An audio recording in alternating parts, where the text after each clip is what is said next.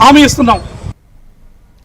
బాపట్ల జిల్లా పిట్టలవానిపాలెం మండలం చందోలు గ్రామంలో ఆయుర్వేద హాస్పిటల్ నూతన భవన శంకుస్థాపన కార్యక్రమంలో ఎమ్మెల్యే వెగిసిన నరేంద్రవర్మరాజు పాల్గొని భూమి పూజ చేశారు. అనంతరం ప్రస్తుతం ఉన్న ఆసుపత్రిలో సిబ్బందితో కలిసి సందర్శించారు.